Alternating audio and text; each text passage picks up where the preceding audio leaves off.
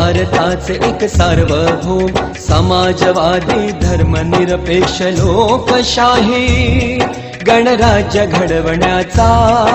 व त्याच्या सर्व नागरिकास सामाजिक आर्थिक व राजनैतिक न्याय विचार अभिव्यक्ती विश्वास श्रद्धा व उपासना यांचे स्वातंत्र्य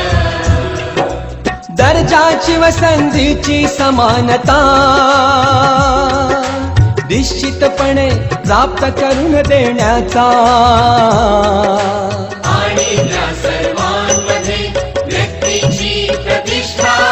व राष्ट्राची एकता आणि एकात्मता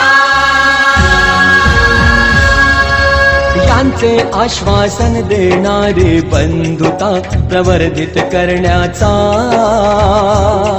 संकल्पपूर्वक निर्धार